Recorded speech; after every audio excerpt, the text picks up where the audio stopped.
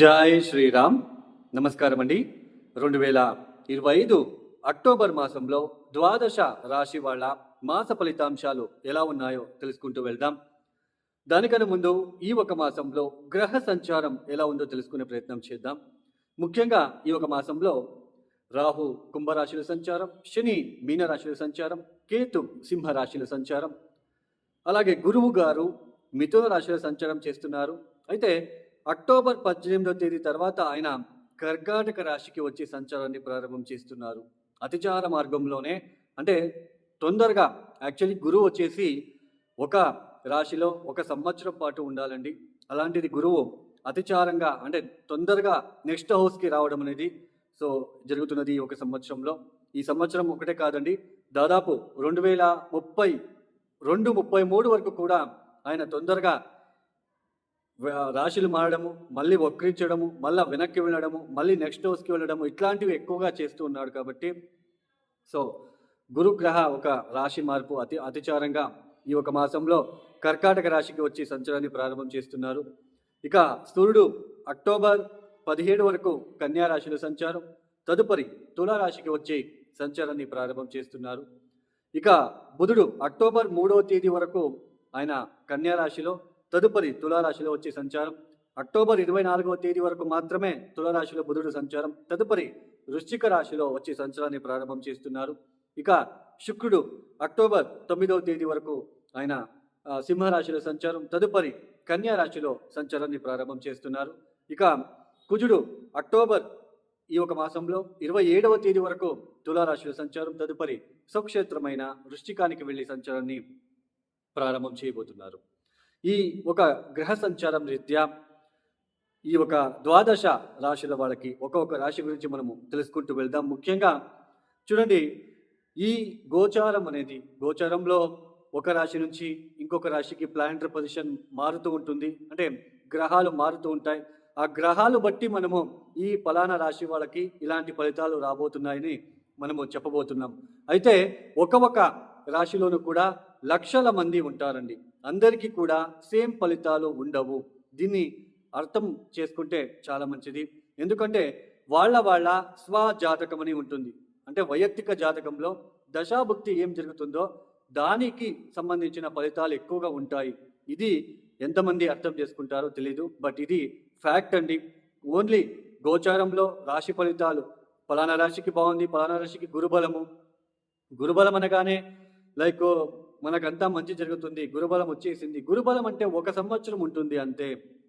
మిగతా అంతా కూడా మన టోటల్ లైఫ్ స్పాన్ వచ్చేసి మన జాతక రీత్యా ఉన్న దశాభుక్తులు, ఏదైనా దోషాలున్నా లేదా దశాభుక్తులు, అది చాలా ఇంపార్టెంట్ అండి. ఇప్పుడు గురుబలం అని చెప్తాం, ఈ గురుబలం వచ్చిన వెంటనే అంతా మంచి జరుగుతుంది, అంతా అయిపోతుంది, మన లైఫే సెటిల్ అయిపోతుంది అని అనుకుంటూ ఉంటారు. అది గురుబలం అంటే చూడండి, అంటే ఈ ఒక ఎండాకాలంలో వర్షం వచ్చినట్టుగా ఉంటుంది. దశాభుక్తి కనుక బాగాలేకపోతే గురుబలం మీకు వచ్చి ఉంది, ఈ దశాభుక్తి మీ జాతక రీత్యా దశాభుక్తి బాగోలేదు, మీకు గురుబలం వచ్చింది. గురుబలం అప్పుడు ఎలా పనిచేస్తుంది? ఎండాకాలంలో సమ్మర్ సీజన్లో వర్షం వచ్చినట్టుగా ఉంటుంది, అంటే ఎక్కువ ఉపయోగానికి రాదు, ఏదో కొద్దిగా హెల్ప్ అవుతుంది, కొద్దిగా మంచిగా ఉంటుంది, పాజిటివ్ మైండ్ వస్తుంది, ఇవన్నీ జరుగుతాయి.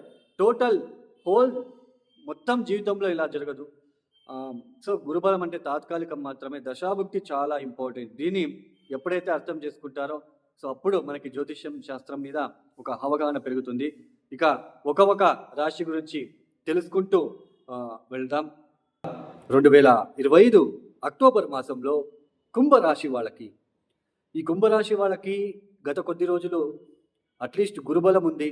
పంచమ స్థానంలో గురువు గారి యొక్క సంచారం జరిగింది. కొంచెం ఎన్ని ఇబ్బందులు ఉన్నప్పటికీ వాటిని తట్టుకొని నిలబడి ముందుకు సాగుతూ వెళ్తున్నారు. అయితే ఈ ఒక మాసంలో గురువు యొక్క సంచారం మారబోతుంది.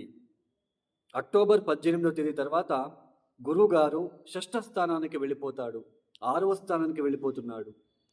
ఈ అక్టోబర్ మాసంలో కుంభరాశి వాళ్ళకి కాస్త మిశ్ర ఫలితాలు గోచరిస్తున్నాయి.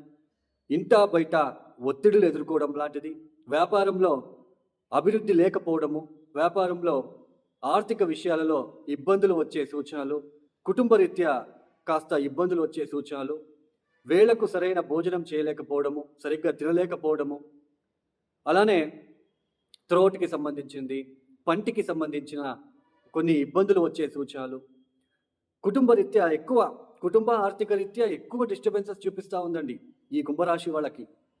అలానే అష్టమ స్థానానికి ఈ సూర్యుడి యొక్క సంచారం ఎప్పుడైతే ఈ అక్టోబర్ 17 వరకు అక్టోబర్ 17 వరకు సూర్యుడు అష్టమ స్థానంలోనే సంచారం చేస్తున్నాడండి.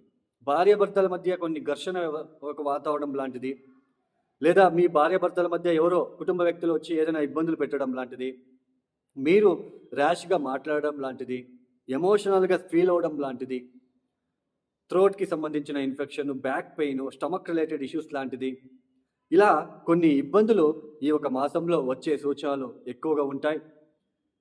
ప్రతి పనిలో కూడా ఆటంకాలు ఎదుర్కొంటారు. చుట్టూ ఉన్న వాళ్ళతో కొంచెం ఘర్షణ వాతావరణం లాగా ఉంటుంది.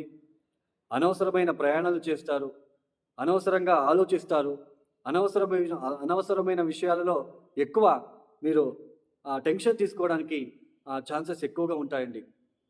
కుజుడు నవమ స్థానంలో సంచారం చేస్తున్నాడండి.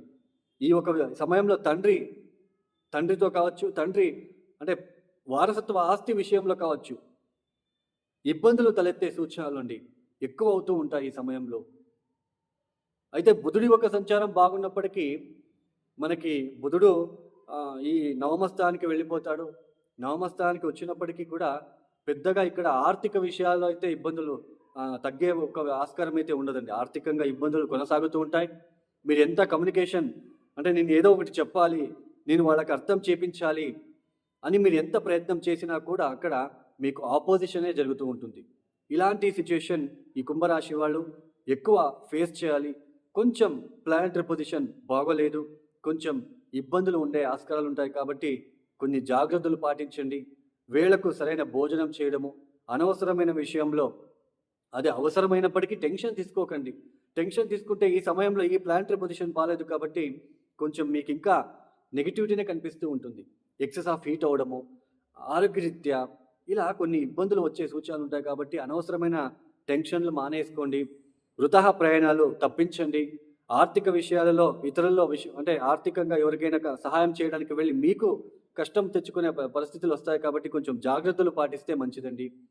ఈ కుంభరాశి వాళ్ళు తప్పనిసరిగా ప్రతిరోజు కాలభైరవుడిని ఎంత ఆరాధిస్తారో అంత మంచిది. అలానే విఘ్నేశ్వరుణ్ణి ఎంత ఆరాధిస్తారో అంత మంచిది అండి. మీరు ఎంత చేస్తారో మీకు అంతా మంచిది. బుధవారం పూట విఘ్నేశ్వరుణ్ణి, విష్ణువుని ఎంత ఆరాధిస్తారో, కాలభైరవుడిని ఎంత పూజిస్తారో, కాలభైరవ గాయత్రి మంత్రం ఎంత పూజిస్తారో మీకు అంతా మంచిది అండి.